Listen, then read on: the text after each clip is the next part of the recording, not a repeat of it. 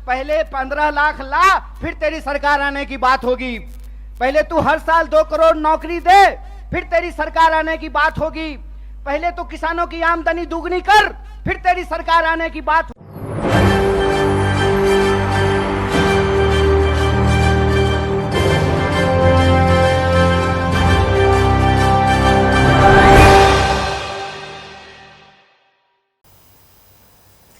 नमस्कार, SPN 9 news देख रहे हैं आप। आपके साथ मैं हूं मानसी जायसवाल।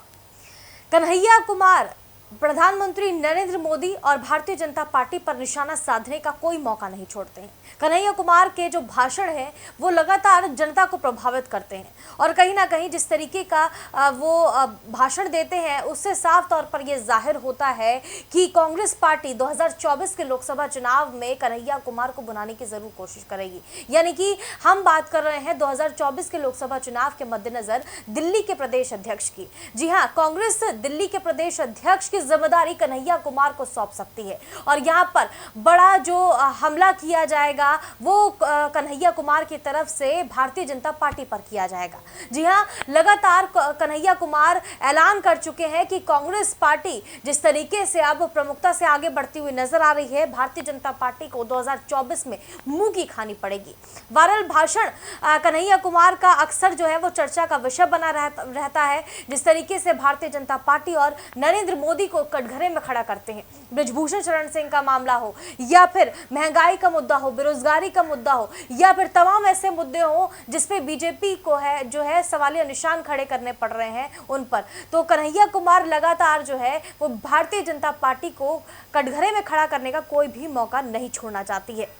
ऐसे में आपको बता दें 2024 का लोकसभा चुनाव काफी नजदीक है। कन्हैया कुमार अगर यहां पर कांग्रेस पार्टी की तरफ से आगे आते हुए नजर आते हैं, दिल्ली के प्रदेश अध्यक्ष की जिम्मेदारी अगर यहां पर संभालते हैं तो प्रधानमंत्री नरेंद्र मोदी की मुश्किलें 2024 में बढ़ती हुई नजर आएंगी, क्योंकि कन्हैया कुमार एक काफी लोकप्रिय नेता हैं, एक युवा नेता हैं और ऐसे में कन्हैया कुमार जो अपनी जिम्मेदारी संभालेंगे, कहीं ना कहीं भारतीय जनता पार्टी को बड़ा झटका यहां पर लग सकता है। और सूत्रों के हवाले से जो जानकारी मिल रही है वो यही है कि कन्हैया कुमार की दिल्ली में एंट्री होते ही बीजेपी की मुश्किलें बढ़ती हुई नजर आएंगी। सोनिया गांधी जो है वो ये कहती हुई नजर आ रही हैं कि कन्हैया कुमार को यहां पर बड़ी जिम्मेदारी मिल सकती है। सोनिया गांधी से मुलाकात भी कन्हैया कुमार ने अभी कुछ दिन पहले की थी। राहुल गांधी के भी काफी नजदीकी माने जाते हैं कन्हैया कुमार। या फिर भारत जोड़ो यात्रा का अगर जिक्र करें तो भारत जोड़ो यात्रा की जो है प्रमोशन करने के लिए, उनकी जो है लोकप्रियता बढ़ाने के लिए जो है वो कन्हैया कुमार को यहाँ पर बड़ी जिम्मेदारी दी गई थी। यानी कि भारत जोड़ो यात्रा को जो है सफल बनाने की जिम्मेदारी यहाँ पर कन्हैया कुमार को दी गई थी और उन्होंने वो जिम्मेदारी बहुत ही बखूबी तरीके से निभाई है। ऐसे में कहा जा रहा है कि कांग्रेस आलाकमान जो है वो कन्हैया कुमार से काफी खुश है और ऐसे में दिल्ली के प्रदेश अध्यक्ष की जिम्मेदारी कन्हैया कुमार को दी जा सकती है। बहरहाल इस पूरे मामले पर आप क्या सोचते हैं हमें कमेंट करके जरूर बताइएगा। क्या कन्हैया कुमार 2024 में प्रधानमंत्री नरेंद्र मोदी की मुश्किलें बढ़ा सकते हैं? एक दिल्ली के प्रदेश अध्यक्ष के तौर पर क्या कांग्रेस पार्टी अब कन्हैया कुमार को ही आगे करेगी? आप अपनी राय हमें कमेंट बॉक्स में जरूर बताएं। देश और दुनिया की तमाम बड़ी खबरों के लिए देखते रहिए SPN 9 न्यूज। रोहतक के पास मुझे जींद की तरफ मुड़ना था तो एक दीवार पे लिखा हुआ था, फिर एक बार मोदी सरकार। मैंने अपने दोस्त को कहा, भाई गाड़ी रोक, मार्कर से इसके बगल में लिख देता हूं जहां लिखा हुआ है फिर एक बार मोदी सरकार। पहले 15 लाख ला, फिर तेरी सरकार आने की बात होगी। पहले तू हर साल 2 करोड़ नौकरी दे, फिर तेरी सरकार आने की बात होगी। पहले तो किसानों की आमदनी दुगनी कर, फिर तेरी सरकार आने की बात होगी।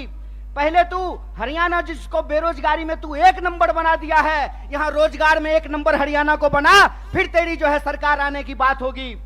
हमारी सरकार नहीं है हरियाणा में, लेकिन श्रीमान भूपेंद्र हुड्डा साहब जब हरियाणा के मुख्यमंत्री थे, और मैं कहता हूं खाए हुए शरीर को और नहाए हुए शरीर को गवाही देने की जरूरत नहीं होती है। अरे प्रमोद भाई को देख के कोई कह देगा कि खाए पिए परिवार से हैं, कह देगा कि नहीं कह देगा? तो कहते हैं खाए हुए शरीर और नहाए हुए शरीर को गवाही की जरूरत नहीं होती है। आप बहादुरगढ़ के जितने इंडस्ट्रीज लगे हुए हैं वहां से चलना शुरू कीजिए जींद की तरफ, आपको रास्ते में फुटवियर पार्क मिलेगा। मिलता है कि नहीं मिलता है? एशियन पेंट की फैक्ट्री मिलती है कि नहीं मिलती है? दोनों तरफ छोटे कल कारखाने मिलते हैं कि नहीं मिलते हैं? ये सब हुड्डा साहब का दिया हुआ है। और मैं आपको याद दिलाता हूं, 5 किलो चावल पे खुश मत होना मेरे दोस्तों। आपका हक था कि सबको 100 गज जमीन देने की भी बात है तो इस सरकार से पूछना चाहिए कि जमीन कहां है। भाजपा की बांटने वाली राजनीति को आपको समझना पड़ेगा। आपको यह समझना पड़ेगा कि भाजपा की राजनीति नफरत पे चलती है, भाजपा की राजनीति बेईमानी पे चलती है, भाजपा की राजनीति लोगों को आपस में लड़ा करके लूटने पे चलती है। दरअसल भाजपा का इतिहास इस देश से गद्दारी का इतिहास है। इस बात को याद रखिएगा। इस बात को याद रखिएगा कि भारतीय राष्ट्रीय कांग्रेस महात्मा गांधी की पार्टी है जो हंसते हंसते अपने सीने पे गोली खा लिए थे।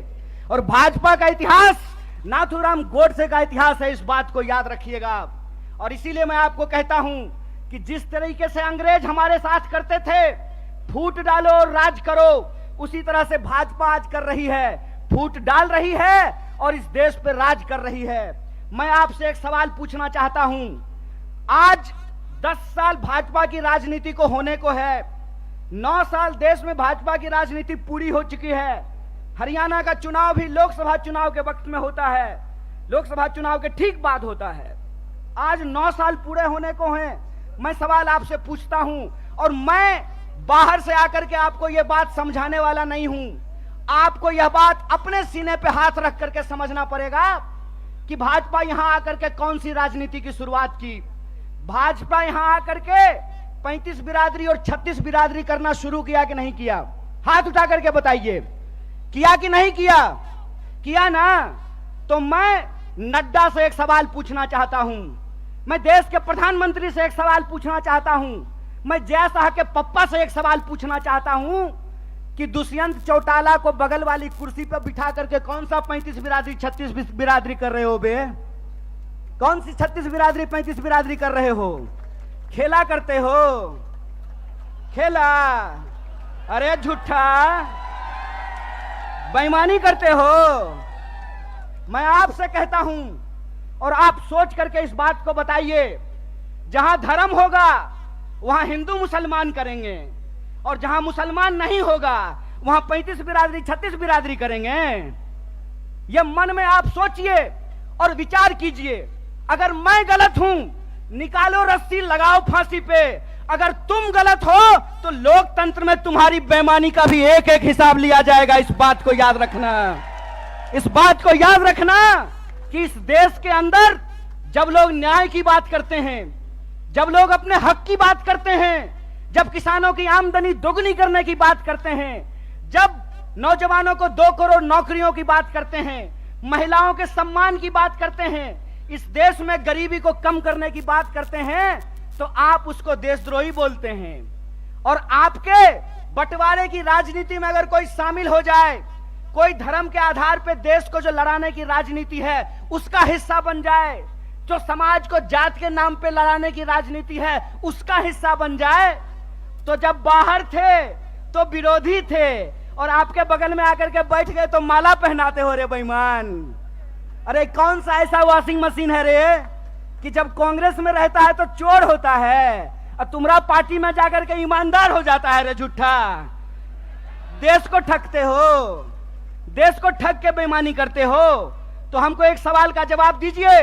ये 35 बिरादरी 36 बिरादरी कहते हैं और नारा लगाते हैं सबका साथ सबका विकास।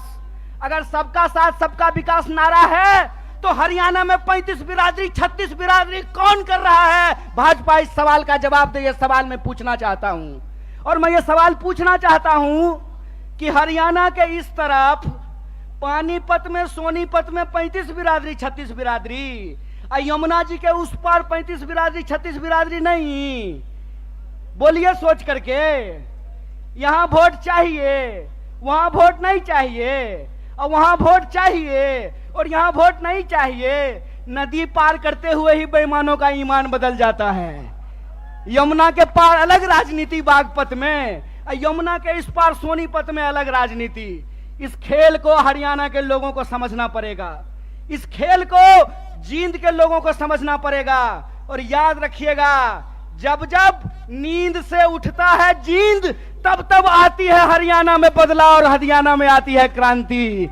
इसीलिए मैं आपसे आग्रह करने के लिए आया हूं कि आपको समझना पड़ेगा कि देश के भीतर जो सच्चाई है वो हकीकत हमको अपनी आंखों से देखना पड़ेगा।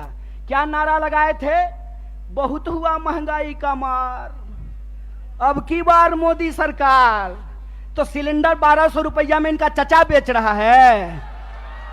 बताइए, पेट्रोल डीजल 100 रुपया लीटर मिल रहा है। क्या नारा लगाए थे कि हर साल 2 करोड़ नौकरी देंगे। 9 साल हो गया है, अभी टीवी पर प्रचार आएगा 9 साल बेमिसाल। तो मैं देश के नौजवानों से कहता हूं, हरियाणा के नौजवानों से कहता हूं, 9 साल देश बेहाल। पूछो कि 9 साल में 18 करोड़ नौकरी क्यों नहीं है? यह सवाल प्रधानमंत्री से पूछना जाना चाहिए। और आपने कहा था ना कि किसानों की आमदनी हम दुगनी कर देंगे। किसानों को 1 साल तक इस दिल्ली के बॉर्डर पे जाकर के आंदोलन करना पड़ा था। सैकड़ों किसानों को अपनी जान गंवानी पड़ी थी। और ये जिसका जिसका नाम लेते हैं ना, उसके साथ बेईमानी करते हैं।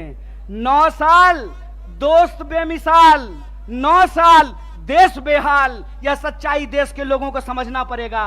पहले किसानों को ठगा, फिर जवानों को ठगा। बोलिए, अग्निवीर आया है कि नहीं आया है? आया है ना। तो एमपी बनेगा 4 साल के लिए, एमपी बनेगा 5 साल के लिए, अग्नि बनेगा 4 साल के लिए। बोलिए, बेईमानी है कि नहीं है? है ना। तो आप जींद के लोग हैं ना, कड़कड़ा के बोलिए बेईमान को बेईमान, चोर को चोर बोलिए, बेईमान को बेईमान बोलिए। हमारा लोकतंत्र का अधिकार, ये हमारा ईमान है कि बेईमान को बेईमान बोलेंगे। अगर प्रधानमंत्री 5 साल का हो सकता है तो सिपाही 4 साल के लिए क्यों होगा? अगर एमपी को पेंशन मिल सकता है तो बेल्ट की नौकरी करने वाला कांस्टेबल को पेंशन क्यों नहीं मिलेगा? ये सवाल पूछिए। ये सवाल पूछिए कि अगर प्रधानमंत्री को पेंशन मिल सकता है तो मास्टर साहब को पेंशन क्यों नहीं मिलेगा? प्रोफेसर साहब को पेंशन क्यों नहीं मिलेगा? सिपाही को पेंशन क्यों नहीं मिलेगा? सेना में नौकरी करने वाले को पेंशन क्यों नहीं मिलेगा? और मैं अपने बड़े भाई दीपेंद्र साहब के सामने आपसे वादा करता हूं, कांग्रेस का हाथ मजबूत कीजिए, भारतीय राष्ट्रीय कांग्रेस को लेकर के आइए। हमने हिमाचल में ओल्ड पेंशन स्कीम लागू किया है, हरियाणा में भी ओल्ड पेंशन स्कीम को लागू करेंगे। इस बात को याद रखिएगा। इसीलिए हम कहते हैं कि यह देश एक बदलाव चाहता है। हम मानते हैं कि आपको हमसे कुछ नाराजगी होगी। कई बार माँ बाप को भी अपने बच्चे से नाराजगी हो जाती है, लेकिन माँ बाप अपने बच्चे को उठा करके डस्टबिन में नहीं फेंक देते हैं। क्या माता जी? फेंक देते हैं। तो भारतीय राष्ट्रीय कांग्रेस आपकी पार्टी है और भारतीय राष्ट्रीय कांग्रेस का मुद्दा आपका मुद्दा है। और हम देश के प्रधानमंत्री नहीं हैं कि झूठ बोलेंगे, आकर के आपको जबरदस्ती कहेंगे कि हमारा जींद से बहुत पुराना नाता है। अरे प्रधानमंत्री जी, जींद से आपका पुराना नाता है ना, तो एक और मेडिकल कॉलेज यहां खुलवा दीजिए। रास्ता में आते हुए सड़क पे बहुत सारा गड्ढा है, यहाँ के लोगों को इलाज कराने के लिए हिसार जाना पड़ता है, यहाँ के लोगों को इलाज कराने के लिए दिल्ली जाना पड़ता है। अगर आपका नाता है तो जींद के लोगों को ठगना बंद कीजिए